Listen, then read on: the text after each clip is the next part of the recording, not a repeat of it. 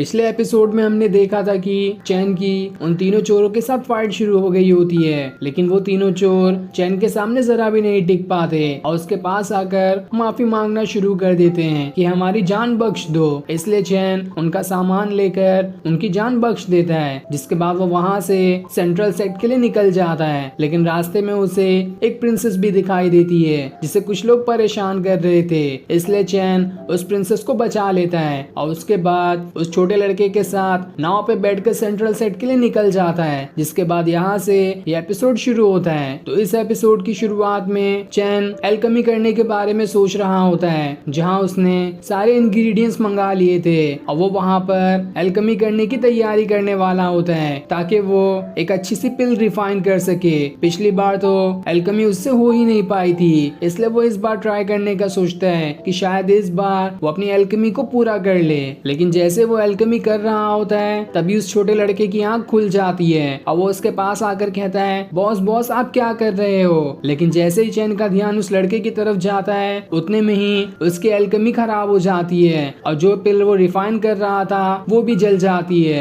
ये देखकर चैन एकदम ज्यादा गुस्सा हो जाता है कि इस छोटे लड़के की वजह से मेरी पिल जो रिफाइन कर रहा था वो भी खराब हो गई, अब मुझे दोबारा से वो पिल रिफाइन करनी पड़ेगी। इसलिए वो छोटे लड़के को चिल्लाना शुरू कर देता है। तब वो छोटा लड़का उससे कहता है, बॉस आप मुझे एक बार ट्राई करने दो, मैं सच में आपको एक बढ़िया सी पिल रिफाइन करके दूंगा, क्योंकि जो टेक्निक वाली बुक आपने मुझे दी थी उसमें एल्केमी के बारे में भी लिखा हुआ था, इसलिए एक बार तो मुझे ट्राई करने दो, हो सकता है कि मैं अच्छी पिल रिफाइन कर दूं। तब ये सुनकर चैन उसे एक बार पिल रिफाइन करने का मौका दे देता है। ये सुनकर वो छोटा लड़का खुश हो जाता है। जिसके बाद वो छोटा लड़का उस एल्केमी वाली बुक के अंदर से सबसे बढ़िया वाली एल्केमी का फॉर्मूला ढूंढने लगता है ताकि वो उस पिल को रिफाइन कर सके। जिसके बाद वो फर्नेस के अंदर इंग्रेडिएंट्स डालना शुरू कर देता है और उसके बाद वो जो अपनी नई सीखी हुई टेक्निक थी उसका इस्तेमाल करता है, जिस वजह से उसकी कैट स्पिरिट बाहर आने लगती है और वो कैट स्पिरिट ही उस एल्केमी वाली पिल को रिफाइन करने में मदद कर रही होती है। ये देखकर चैन हैरान रह जाता है कि ये छोटा लड़का तो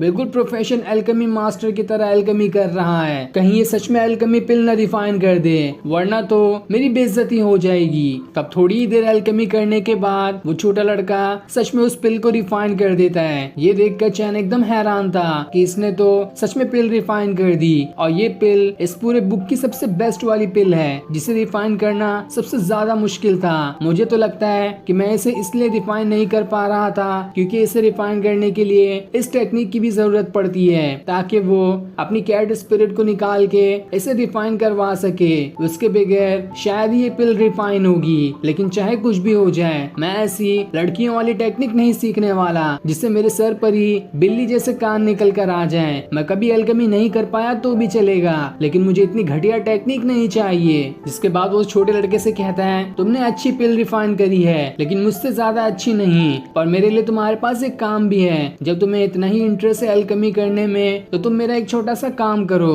और इस बुक के अंदर जितनी भी एल्केमी वाली पिल्स है उन सभी को रिफाइन कर दो। देखो मैंने सारे इंग्रेडिएंट्स पहले से यहाँ पर लाकर रख दिए हैं। ये सुनकर वो छोटा लड़का हैरान हो जाता है कि इतनी सारी पिल रिफाइन करना, लेकिन तब भी वो इस काम के लिए मान जाता है। वहीं हम उस प्रिंसेस को देखते हैं जो चुपचाप से चैन की नाव पर बैठकर आ गई होती है। तभी उसे एल्केमी की हुई पिल की खुशबू आने लगती है, इसलिए वो उसकी ओर जाना शुरू कर देती है ताकि रिफाइन की हुई सारी की सारी पिल को खा सके। तब उसे वो छोटा लड़का पिल रिफाइन करते हुए दिखाई देता है जिसने काफी सारी पिल रिफाइन कर दी थी। ये देखकर वो प्रिंसेस एकदम ज्यादा खुश हो जाती है कि यहाँ पर तो कितनी सारी पिल है, मैं तो इन सभी को खा जाऊंगी। वहीं छोटा लड़का इतनी सारी पिल रिफाइन करने के बाद बहुत ज्यादा खुश होता है कि मैंने तो इतनी पिल रिफाइन कर दी है, बस अब थोड़ी सी और बची है। जब मैं बॉस को ये दिखाऊंगा तो वो कितने ज्यादा खुश हो जाएंगे। जिसके बाद वो फिर से एल्केमी करना शुरू कर देता है, लेकिन इस चीज का फायदा उठाकर वो प्रिंसेस उसकी एल्केमी वाली पिल को खाना शुरू कर देती है और जैसे वो एक खाती है उसे बहुत अच्छा लगता है, इसलिए वो सारी की सारी पिल को खा जाती है। अब कुछ देर बाद जब वो छोटा लड़का अभी रिफाइन की हुई पिल को बाकियों के पास रखने के लिए आता है तो वो ये देखकर एकदम हैरान रह जाता है कि वहाँ पर सारी की सारी पिल्स गायब थी, जिस वजह से जैसे ही वहाँ पर चैन आता है वो उसे रोते हुए कहता है, मैंने सारी की सारी पिल रिफाइन कर दी थी लेकिन कोई उसे चुरा कर लेकर चला गया, मुझे तो पूरा शक है कि वो चोर इसी नाव पर होगा। लेकिन तब ये देखकर चैन को लगता है कि ये लड़का तो पिल रिफाइन नहीं कर पाया, इसलिए ये बहाना बना रहा है। तब भी वो उसे दिलासा देते हुए कहता है कोई बात नहीं, तुम अगली बार ट्राई कर लेना, अगली बार तुम और भी अच्छे से और जल्दी रिफाइन कर पाओगे। लेकिन तब ये सुनकर वो छोटा लड़का वहाँ से भाग जाता है और चिल्लाते हुए कहता है जिसने भी मेरी पिल चुराई है मैं उसे जिंदा नहीं छोड़ूंगा। वहीं ये सारी चीजें देखकर वो प्रिंसेस तो बहुत ज्यादा खुश हो रही होती है क्योंकि उसी ने सारी की सारी पिल खा ली थी।